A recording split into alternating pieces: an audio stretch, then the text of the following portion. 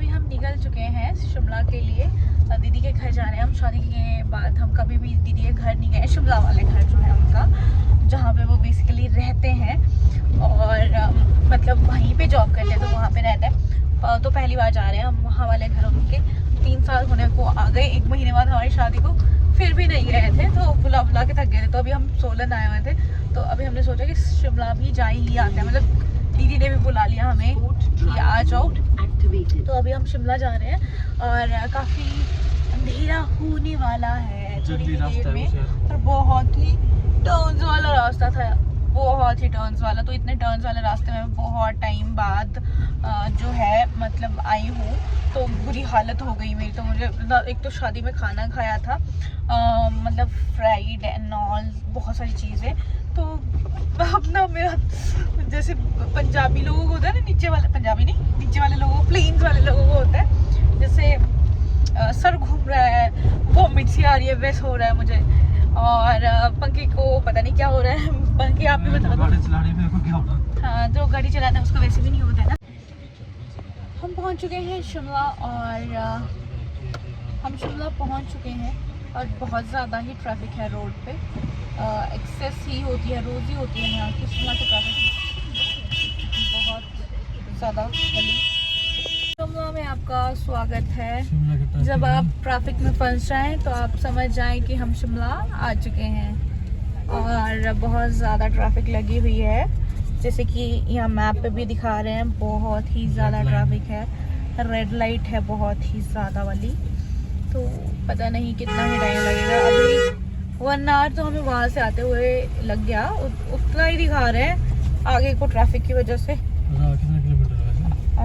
Just 18 kilometres, उसमें भी ये 1.25 घंटा बता रहा है, 1 आवर 15 मिनट। तो अभी हम पहुंच चुके हैं समर हिल्स शिमला। बोर्ड आधा टाइम तो मेरा मैप देखने में चला गया क्योंकि हमारी गाड़ी में मैप चलना बंद हो गया अचानक से तार की वजह से। हम अंधेरे में ही वीडियो बना सकते हैं क्योंकि पंकी मुझे डांटेंगे, क्योंकि पंकी का दिमाग हो चुका है ट्रैफिक देख के ख़राब। वैसे भी पंकी को घृणित महसूस होता है ट्रैफिक से और मैं डांट नहीं खाना चाहती। इस वक्त मेरा बिल्कुल मूड नहीं है। मैं एक बार डांट खा चुकी हूँ, वो भी बिना बात के। पंकी की गाड़ी का वायर ही ख़राब है फ़ोन का, इसलिए पर फिर भी मुझे बोल रहे थे। ऐसे नहीं करना होता है पंकी, है ना। थोड़ी ही देर में पहुँच जाएंगे हम, जो कि है थोड़ी ही देर, 1 घंटा 1 मिनट 14 किलोमीटर के लिए। बहुत ही ज़्यादा टाइम लगेगा क्योंकि पूरा रास्ता भरा हुआ है ट्रैफिक से और हम पहुंच ही नहीं पा रहे हैं। और सब लोग हमारा वेट कर रहे हैं क्योंकि हमने जाना है डिनर पे। और मैंने तो खाना खा लिया है शादी में, तो मेरे तो पेट फुल है। तो हम खाना, बहुत सारा पेट फुल होने के बाद भी हम डिनर पे जा रहे हैं। ऐसा दिख रहा है संजाली रात के वक्त, बहुत ही ज़्यादा सुंदर लग रहा है। ऐसा लग रहा है तारे ज़मीन पे आ गए हों।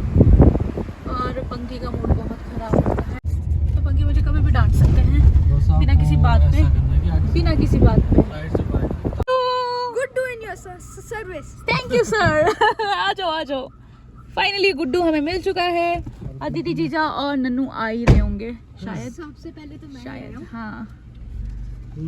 हम पहुंच चुके थे अपने होटल पे, यहाँ पे जहाँ पे हमने डिनर करना था, जो कि था क्लब महिंद्रा की एक प्रॉपर्टी और बहुत ही सुंदर प्रॉपर्टी थी।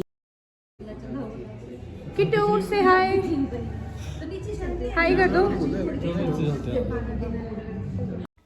काफ़ी टाइम बाद हम शिमला आए थे, काफ़ी सालों बाद, कम से कम 6 सालों बाद। और यहाँ पे मशोबरा में ये प्रॉपर्टी है जो कि बहुत ही सुंदर थी। और दीदी, ये पंकी के दीदी हैं, दोनों मेरी ननंद हैं। ये बड़े दीदी हैं और एक छोटे दीदी हैं और ये इनके बच्चे हैं। तो जीजा जी भी आ ही चुके थे और हमने यहाँ पे बफ़े लगा था तो हमने यहाँ पे अपना खाना खाना स्टार्ट किया। उसके बाद किट्टू खाना चाहता था पापड़, तो किट्टू खा रहा था पापड़। उसके बाद यहाँ पे बहुत सारे डेज़र्ट थे और बहुत सारे स्टार्टर्स थे। और दीदी भी आ गई थी यहाँ पे खाना खाने के लिए, किट्टू के लिए खिचड़ी वगैरह या कुछ और चीज़ें, क्योंकि किट्टू खाना चाहता था कुछ अच्छा। किट्टू और मैं ऊपर वाले फ्लोर में आ चुके थे जहाँ पे रिसेप्शन एरिया था, क्योंकि किट्टू को लग रहा था बहुत शोर और ये बहुत इरिटेट हो रहा था, इसलिए इसने रोना शुरू कर दिया था। तो हम दोनों ऊपर आ गए थे और यहाँ पे थोड़ी देर हमने वेट। और ये किट्टू खेल रहा है बहुत ज़्यादा यहाँ पे, बहुत ज़्यादा खेल रहा हो। अच्छा लग रहा है अब? अच्छा लगा। नीचे नहीं लग रहा था अच्छा आपको? मुझे नहीं लग रहा था। क्यों, शोर था नीचे? हाँ? शोर था नीचे, अच्छा बहुत शोर था। था। कोई बात नहीं, यहाँ पे खेल लो थोड़ी देर, फिर हम खाना खाने चलेंगे नीचे, ओके?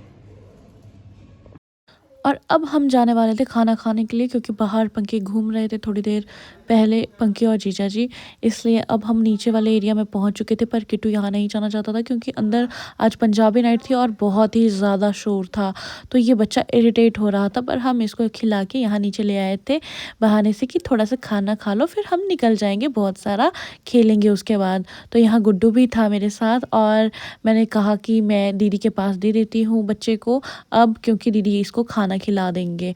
और मैं और पंकी चले गए खाने की तरफ, जहाँ पे बुफे था, और हमने यहाँ पे देखा बहुत सारे सूप्स थे, और यहाँ पे नॉनवेज आइटम्स भी थी, और मटन भी था, फिश थी, और चिकन था, और उसके बाद यहाँ पे बहुत ही कुछ था खाने के लिए।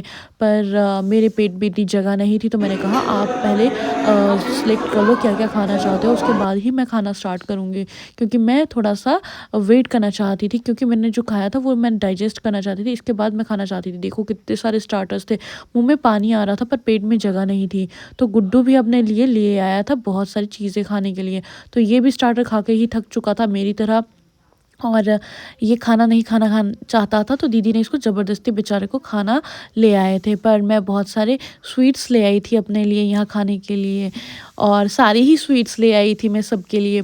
तो यहाँ पे देखिए पंजाबी नाइट थी जैसे कि मैंने बताया, तो यहाँ पे लड़कियाँ डांस कर रही थी पंजाबी सॉन्ग्स पे, बहुत ही इन्होंने ड्रेसअप भी किया था अच्छे से पंजाबी सॉन्ग का। तो मुझे तो ऐसा लग रहा था शादी में जाके फिर से शादी में ही पहुँच गई।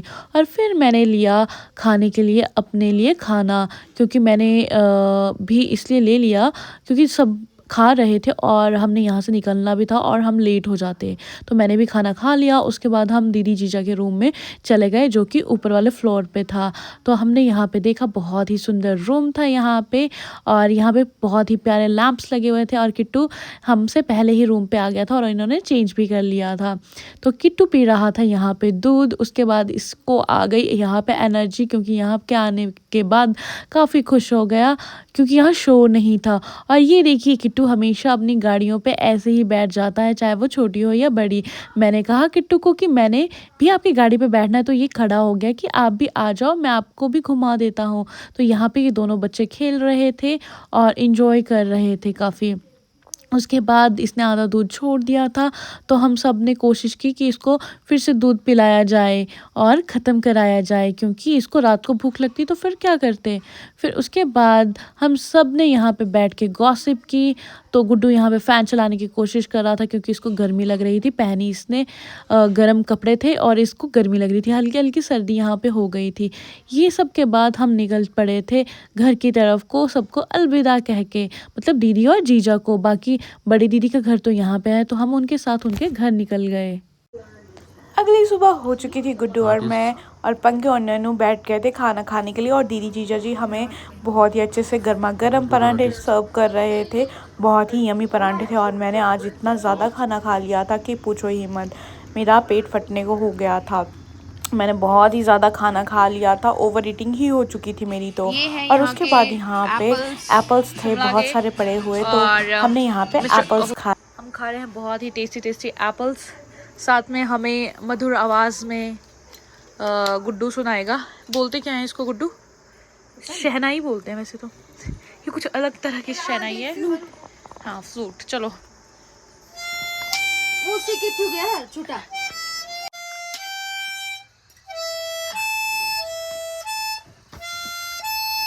अरे वाह,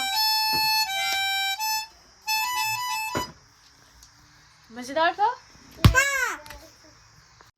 उसके बाद लंच की तैयारी शुरू हो गई, क्योंकि व्योम जीजा जी ने कहा था मुझे खाने हैं करेले, और दीदी ने बनाए आज करेले, जो कि मैंने भी सीखे यहाँ पे। तो बहुत ही अच्छे बने हुए थे ये भी, और किट्टू भी पहुँच ही गया था। देख सकते हैं आप, किट्टू आ चुका है और यहाँ पे खेल रहा है काफ़ी। लेके आओ बॉल लेके आओ। मैं और गुड्डू खेल रहे थे किट्टू के साथ और ये काफ़ी खुश हो रहा था। आजकल ये हमें फ़ोन करता है क्योंकि इसने अभी-अभी बोलना सीखा है कि मामू से बात कराओ, पंकु मामू से बात कराओ। तो ये बहुत ही क्यूट हो गया है आजकल, शरारत भी नहीं करता है। अदरवाइज़ ये बहुत ही शैतान था और आजकल काफ़ी शरीफ हो गया है।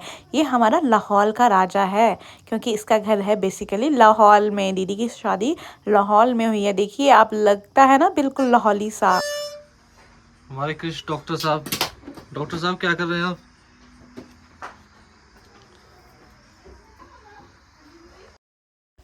लंच में करेले के साथ साथ बन रही थी आज खिचड़ी, जो कि एक स्पेशल तरह की खिचड़ी थी जो कि हमारे डॉक्टर जीजा बनाने वाले थे। तो मैंने भी इनके साथ सोच लिया कि मैं भी सीख ही लेती हूँ आज एक अलग तरह की खिचड़ी, क्योंकि खिचड़ी बनाने के टाइप्स भी अलग अलग होते हैं। तो ये मूंग दाल और मिक्स वेजिटेबल्स की एक हेल्दी खिचड़ी थी जो आप अपने घर पे पेशेंट्स को भी दे सकते हैं। तो जीजा जी ने मुझे बहुत ही अच्छे से समझाया और सिखाया कि खिचड़ी ऐसे बनाई जाती है। तो इनसे सीखते हुए तो मुझे ऐसा लग रहा था कि मैं रणवीर बरार से सीख रही हूँ, क्योंकि जो मेरा फेवरेट शेफ़ है वो रणवीर बरार है। तो मैं उनका बहुत ज़्यादा देखती हूँ, रणवीर बरार का।